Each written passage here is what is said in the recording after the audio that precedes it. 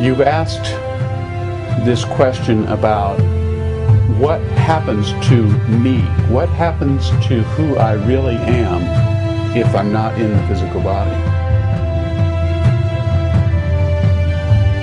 And I would say, what happens to the person who is having a dream? You're in the middle of a dream, and then suddenly you wake up. Well, what happened to the thing you were during the dream? It just sort of vanishes. We're stuck in metaphor, and that's where we get into all this trouble, because we think of it going somewhere. But how can it go if there's nowhere to go? There's no, I could say, well, my consciousness goes from here to Memphis, Tennessee, and that's where I'm going to be. That's where my consciousness is going to be buried, because I like the Memphis blues. Or my consciousness goes to the planet Mars because I always wanted to be there. But it doesn't go anywhere because it doesn't have any place to go to. It is omnipresent. If we study the concepts particularly of Hinduism and other belief structures that are tied to the Sufi belief and the Zoroastrian belief structure, again we find that those belief systems, beyond the shadow of a doubt, believe that we remain in body. When our soul dies, our soul is exited out of our bodies, and our souls will live again in a body. The Eastern mystical point of view, and what I think quantum physics is suggesting to me anyway, is that that's not the whole answer. That somehow matter comes out of mind rather than mind coming out of matter. And that changes things. Or maybe better put, both mind and matter are different illusions of this deeper reality, which is neither mind nor matter, but somehow both. So quantum mechanics has been around all of the 20th century. It is the major development of the 20th century that has allowed most of our physics technology and our new modern technology to be what it is. It also allowed the thinkers of the period to realize that body-mind were interactive, and that maybe we were going to have to look at consciousness after all within science. Whereas before it had been considered the realm of theology and philosophy.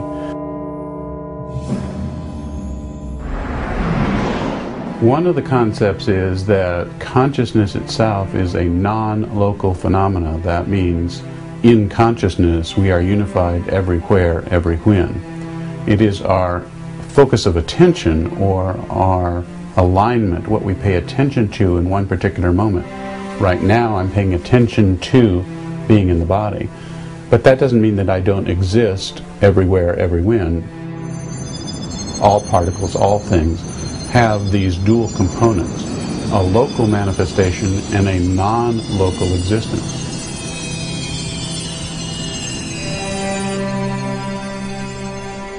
So perhaps then being more than our physical bodies is identifying with, paying attention to that non-localness of who we are.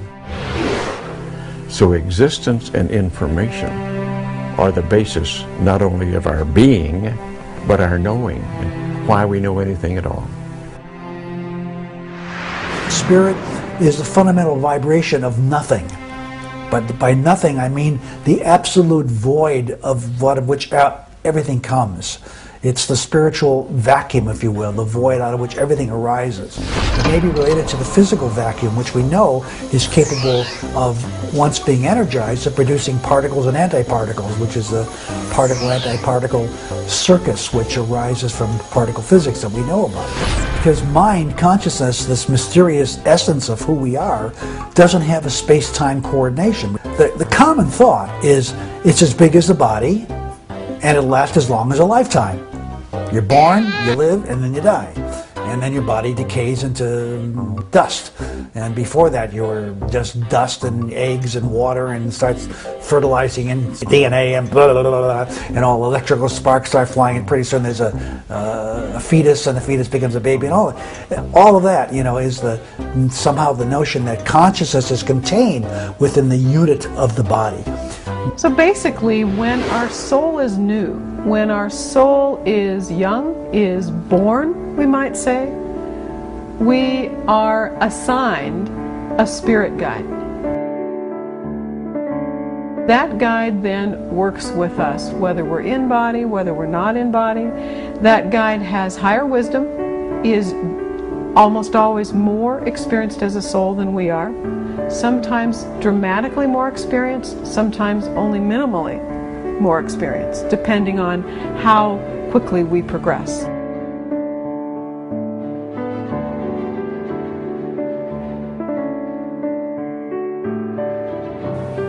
I feel that each of us has a group of guides that assists us and helps us in our daily life. However, my clients tell me that they often meet a master teacher guide in their life between life experience who is responsible for overseeing their soul's progress from embodiment to embodiment. And this guide may or may not be intimately involved with their daily life, but is responsible for overseeing their progress over many, many lifetimes.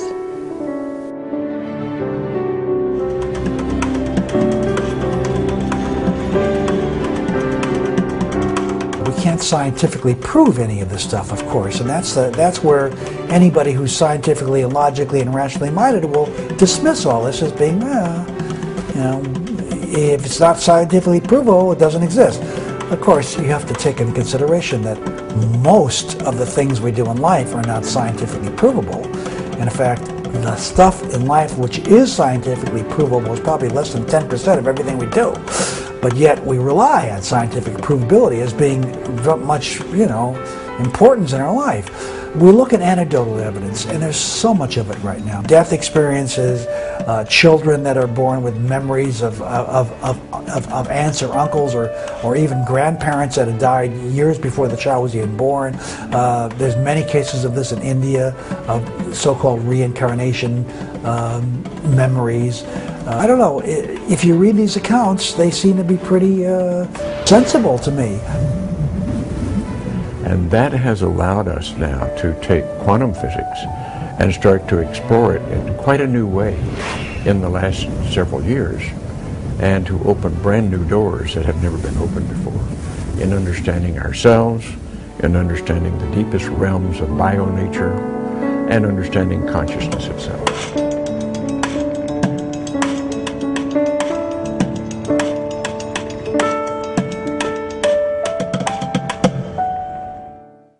I have woken up in other people's bodies. Now that's really weird. Where I know I'm not in my own body. Where I'm looking through another person's eyes and looking out at the world that they see, and it ain't me that I'm seeing. It ain't my world that I'm looking at. One time, I woke up, got out of bed, went to take a whiz. And I walked inside in the bathroom in my log cabin, stood on the toilet, just about to pee, and suddenly I realized I didn't go to sleep in a log cabin. There's no log cabin where I was. What the heck am I doing in a log cabin? And that's when I realized I was in somebody else's body.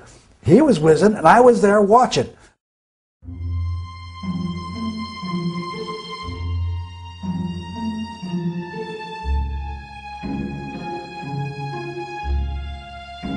More and more mainstream America, if you will, are opening to these type of experiences because so many people are now having them, or recognizing they're having it and being awake to having it. I think there's a coming together of, let's say, science and spirituality.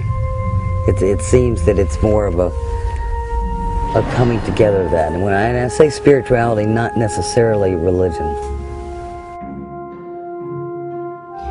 My father was a successful businessman in New York back in the late 40s, early 50s. He was the producer of over 50 radio shows.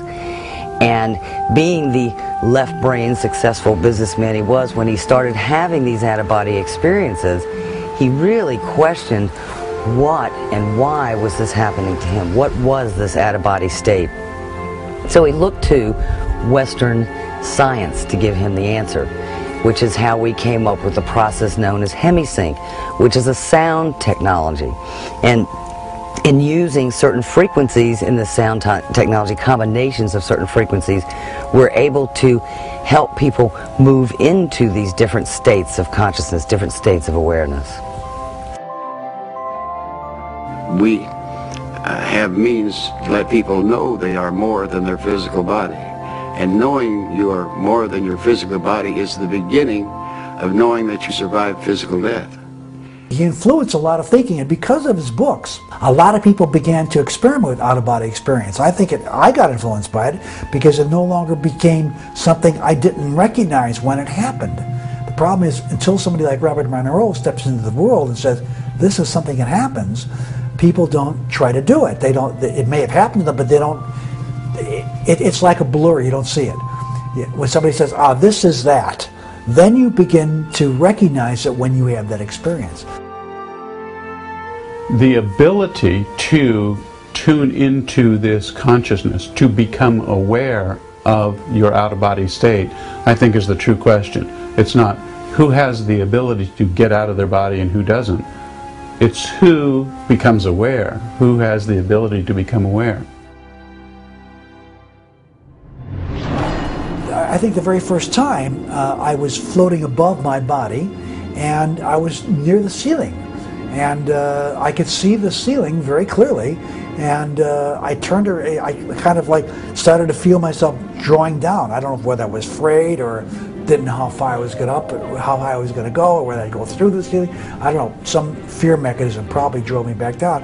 When I got back down again, I remember trying to get my hand inside of my body. It was very unusual. It's like my body was a glove, and I couldn't get my hand to fit inside my thumbs. Everything was a little bit, helter-skelter for a while. And I finally got my little finger into the little finger space, and everything kind of fit in. I finally I fit in. And when astral projection is happening, the question I would personally wonder is, the soul that's incarnate who is experiencing the astral projection, are they projecting into the spiritual realm, or are they projecting into the space that I believe exists closer to Earth, and the space that is between being incarnate and being fully in the spiritual realm and what we experience in life between lives regression? The only thing we ask you to consider is that you are more than your physical body. Just consider that. And through that, the HemiSync technology helps you really move into knowing that. Not just believing it, but because it's able to put you into a relaxed state. First of all, that's the key of anything, is to move into a totally relaxed state. And once you're there, you begin to open up and expand into the energy that you are, which is more than your physical body. And we've known for years and years that when you can be in that very deeply relaxed place, then we let go of our defenses, we let go of blocks and obstacles that perhaps get in the way of exploring, and so from that place of deep relaxation, then we can open up to all kinds of possibilities. Ancient cultures have been doing this through rhythmic drumming, through dance, and through chanting and rituals for thousands of years in many, many, many cultures. The technology of stereo and Dolby Digital surround sound is something new to the 20th and 21st century. We have found a way to use that modern day technology to do what cultures have been doing for thousands of years.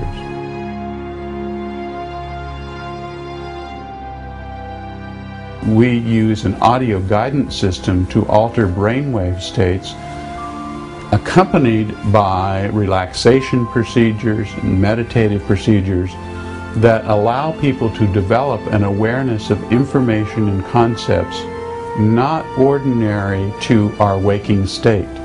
This is the bridge for opening a gateway for the out-of-body experience.